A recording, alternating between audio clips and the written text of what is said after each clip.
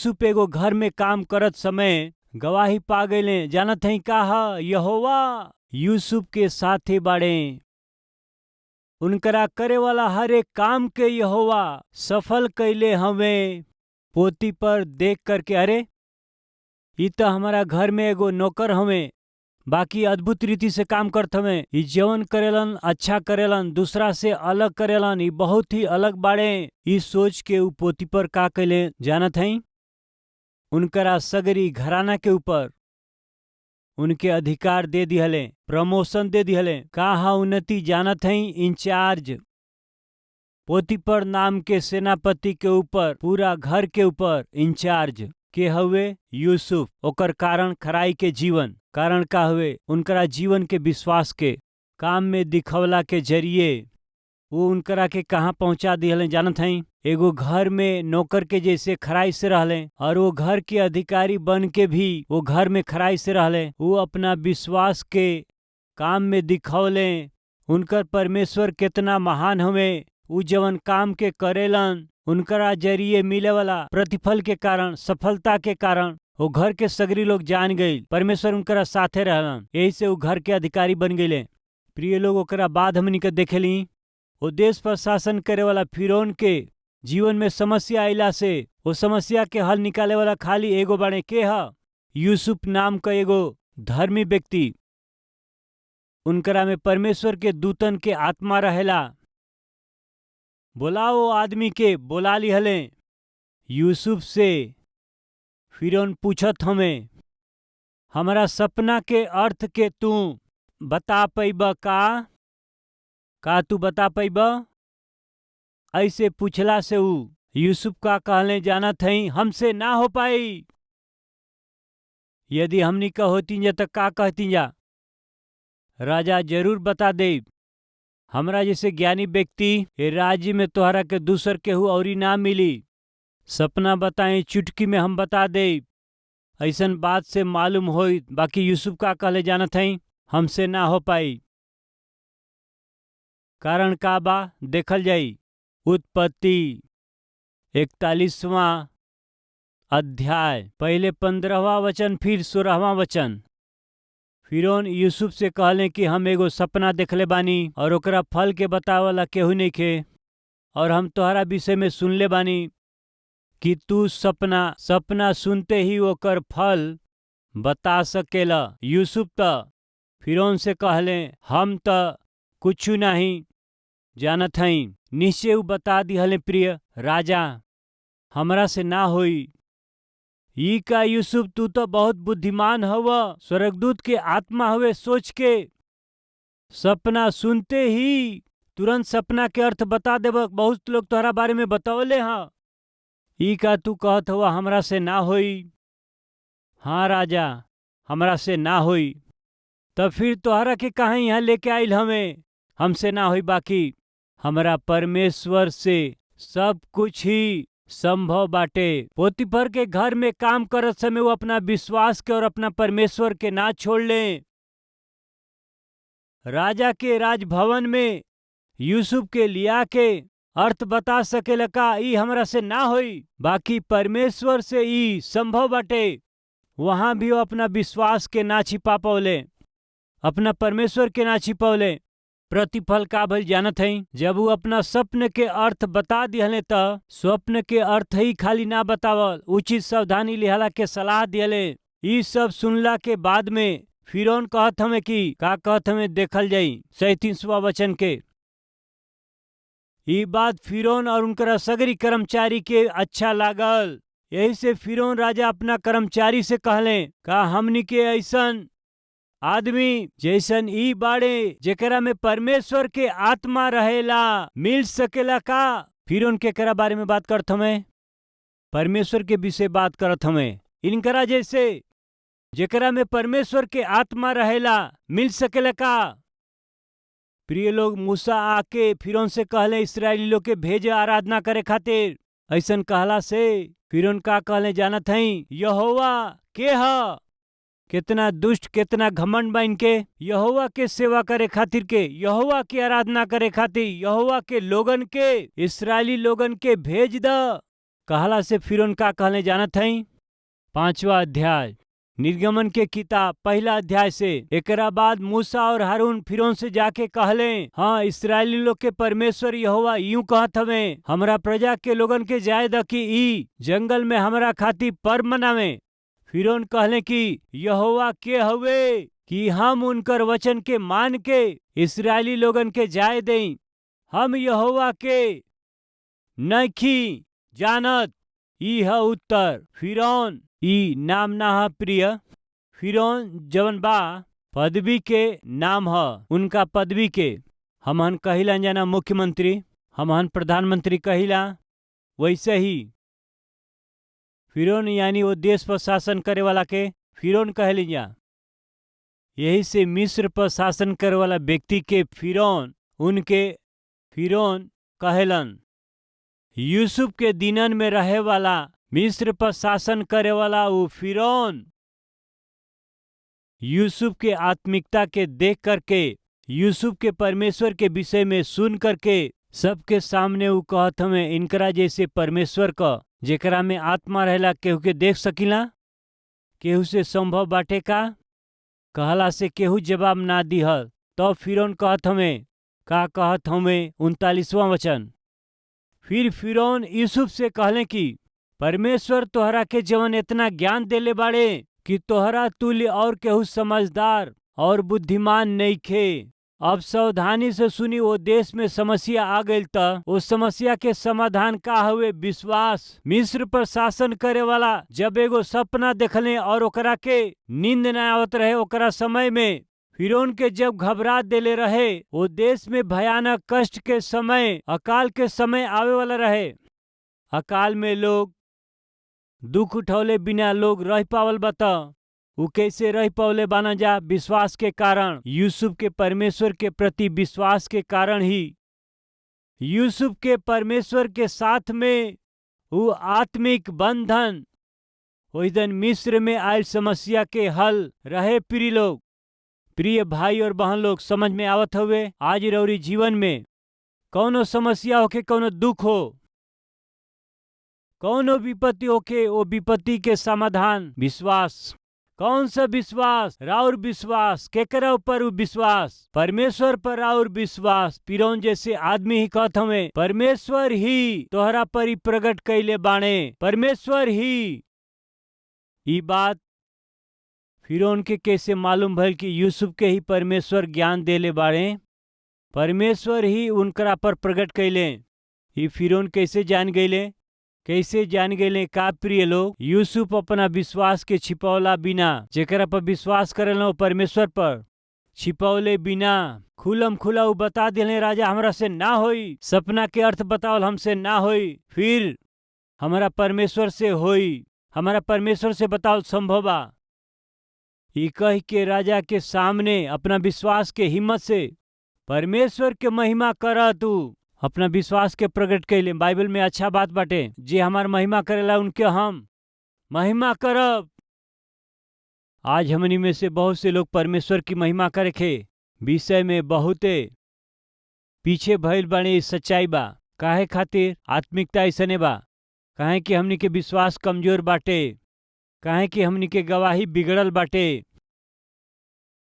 काहे वो अपना विश्वास के बारे में, परमेश्वर के बारे में बता नहीं पावत। काहे कि राउर जबान ठीक नहीं खे, ऐसे राउर बात कैला के तरीका ठीक नहीं खे, राउर आदत ठीक नहीं खे, ऐसे राउर तरीका ठीक नहीं खे, यही से राउर काम ठीक नहीं खे, यही से रउआ हिम्मत से नहीं कह पावत। यदि बतावे के तो ऊ लोग घृणा करिहन जा, हाय सवेरे उठते बाइबल पकड़ेला, बाइबल के बात करेला, ई का करत तू?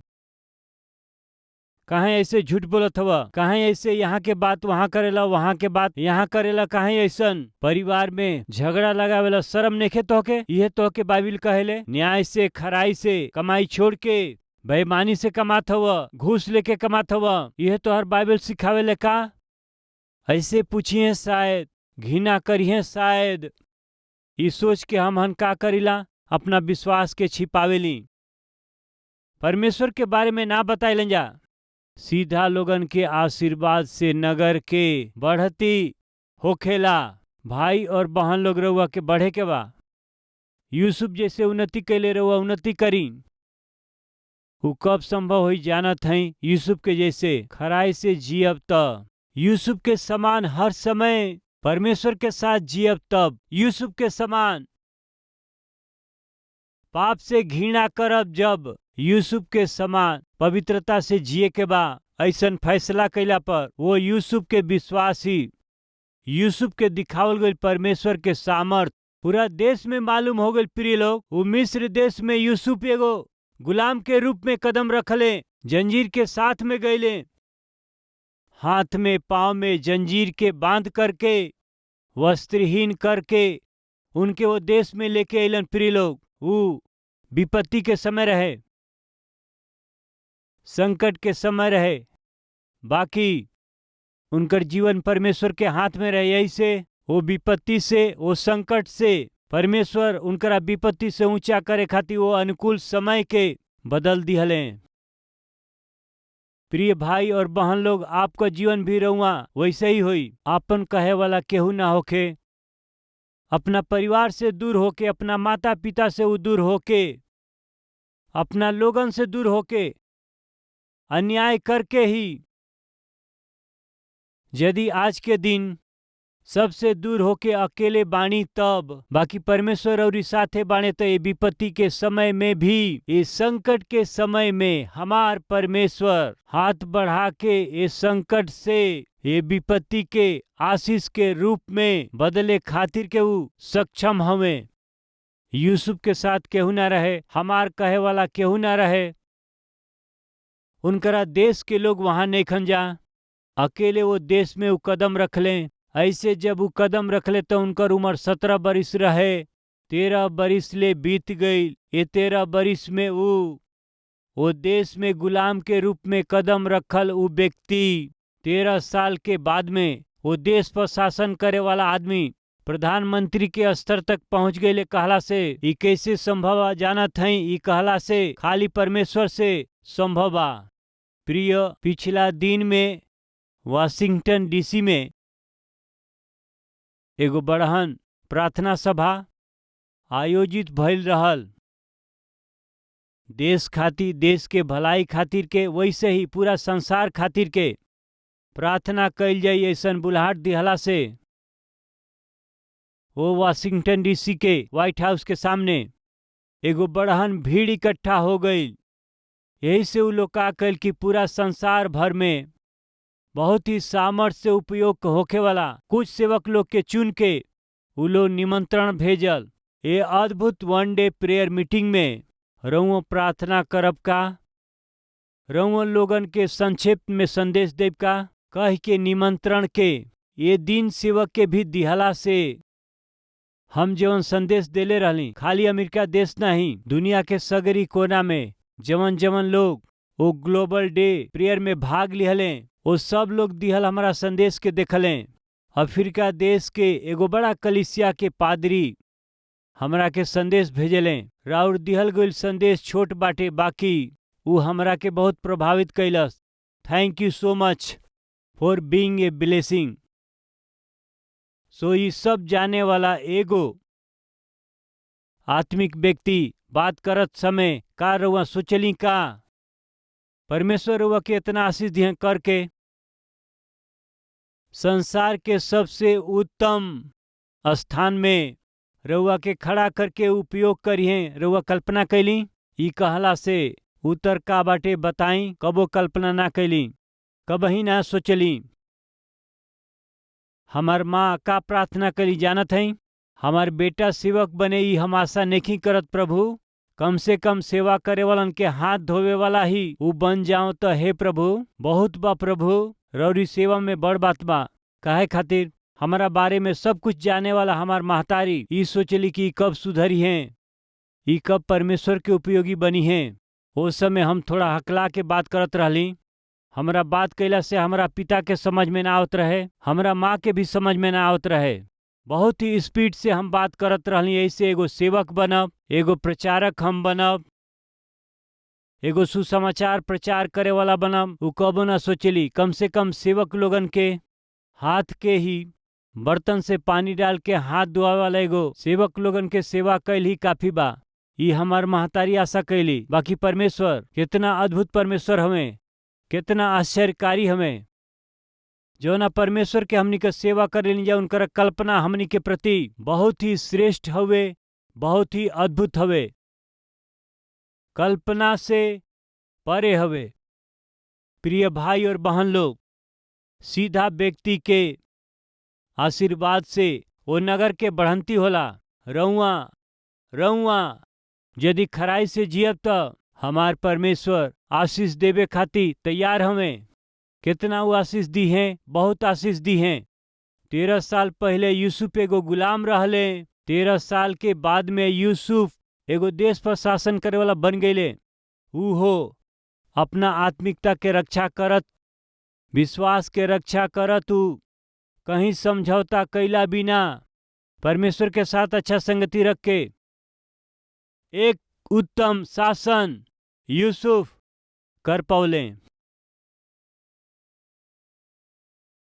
फलस्वरूप देश के लोग जब तक यूसुफ रहले तब तक भरपूरी के साथ रहले, शांति के साथ रहले। अकाल के समय भी भर पेट खा पौले। यूसुफ के देख के वो राजा कितना खुश भइल होखी हैं। ऐसन आदमी हमें, ऐसे हमनी का देश ऐसन बाटे। यूसुफ के पिता, यूसुफ के भाई, इस सब मिस्र आ जइला के बाद यूसुफ के बुला के फिरौन का कहले जानत हई? तोहार पिताजी, तोहरा घर के लोग सब लोग आ गइल बा ना। उन्हन लोग के हमरा देश में उत्तम भूमि के और उत्तम स्थान के भी उनके दे द तू। ऐसे कहला से वो देश में इस्राएली लोगन के यानी याकूब के परिवार के मिस्र देश में उत्तम स्थान के फिरौन दे दिहले। ओकर कारण के हवे? यूसुफ हवे। वो यूसुफ मर गईले। जे यूसुफ के बारे में जानत रहल वो राजा भी मर गईले। लगभग 350 बरिस होत बाटे यूसुफ मर के। कृपया ध्यान दें, उत्पत्ति के किताब और निर्गमन नामक पुस्तक के बीच में, ये दोनों किताब के बीच में सैकड़ों बरिस के समय बीतल बा। सैकड़ों बरस बीत चुकल बाटे। ये बात के रउआ मत भूली, या कुछ समय बीत गईल बाटे। वो समय के बीतला के बाद और रउआ के समझ में आओ के बता, अब्राहम के और मूसा के जन्म के बीच में 300 बरिस से ज्यादा के समय बीत गई। 300 बरिस से ज्यादा समय बीत गई। और सही आंकड़ा चाही तो लगभग 370 बरिस अब्राहम के परमेश्वर के जरिए बुलावल गई समय से लेकर के मूसा के जन्म से लेके बीच में लगभग 360 से लेकर के 70 साल हवे। ठीक बा प्रिय, हमन मुख्य विषय के देखे के। यूसुफ मर गईले। जवन यूसुफ के जानत रहला वो फिरौन भी मर गईले। ओकरा बाद में यूसुफ के नाम या विश्वास या कुछ भी ना जाने वाला एगो दुष्ट फिरौन जौन सम्राट रहले आ गईले। एह तरह से वो आकर के इस्राएली लोगन के बहुत सतौले, कठिन परिश्रम करौले, उनके बहुत ज्यादा सतौले। उन्हन लोग के भरपेट भोजन भी ना दिहले, उन्हन लोग के विश्राम ना दिहले, उन्हन लोग के जीवन के वो अस्त व्यस्त कर दिहले। यही से उस समय संकट के एगो समय रहे। उस समय शासन करे वाला फिरौन सम्राट अच्छा आदमी ना रहले। ऐसन दुष्ट राजा के शासन कैला के समय में मूसा जन्म लिहले। दूसरा, संकट के समय। काहे के संकट के समय कहल जाला? ओ दिनन में इस्राएली लोग उन्नति करत रहलन जा, बहुत ही बढ़त रहलन जा। जितना उनके सतावल जात रहे उतना वो उन्नति करत रहलन जा। ऐसे जब वो बढ़त गईले, फिरौन एगो आदेश निकलने का हवे का रहे वो नियम कहला से इस्राएली लोगन में लड़का जन्म ले तो ओकरा के मार दिहा। लड़का जन्म ले तो तुरंत मार दिहा। कैसे मार देवे के बा? नील नदी में बच्चा के फेंक द। जीते जी नील नदी में वो बच्चा के फेंक दिहा। ऐसे नील नदी में फेंक दिहला से मित्र लोग, नील नदी वो दिनन में मगरमच्छ खाती फेमस रहे। इस्राएली लोगन के बच्चन के ये तरह से नील नदी में फेंकला से बस मगरमच्छ आके जोर से बच्चन के पकड़ला से वो स्थान के पानी पूरा लहू से लाल हो जेला के कारण फिरौन के सैनिक और लोग ओकरा के देख के ऊ बहुत हंसत रहले। इस्राएली लोगन के खून के देख के ऊ हंसत रहले। कई बरिस के बाद में वही नील नदी के पानी लहू के समान जब बदल गईल, फिरौन डेरा गईले। फिरौन रोवले, फिरौन के लोग भी रोवले। जौना कारण से फिरौन और फिरौन के लोग एक समय में हंसले रहे। वही के आधार बना के परमेश्वर का कैले जानत हई, उ रोवे जैसे कर दिहले। प्रिय भाई और बहन लोग सुनी, आज रउआ जेकरा विषय में लेके खुश बानी, जेकरा विषय में आनंदित बानी, जेकरा विषय में रउआ मगन बानी, जेकरा कारण रउआ घमंड करत हई, ओकरा कारण ही एक दिन रउआ के रोवे के पड़ी। रौरी आनंद में, रौरी सुख में, रौरी समृद्धि में परमेश्वर यदि वहां नइखन त, और यदि वहां केवल पाप बाटे त सुनी, जवन पाप रउआ के आज आनंद देता ऊ पाप, जवन पाप के काम रउआ के आनंद देता ऊ पाप रउआ के रोवाई। एक दिन ऊ रउआ के बर्बाद कर देई। एक दिन ऊ रउआ के सिर उठावे ना देई। एक दिन रउआ के सिर झुकावे के पड़ी। उतना ही नहीं, बहुत से समय में रउआ के मार खाए जैसे कर देई। वो दिन आवे से पहले अपना जीवन के सुधारी।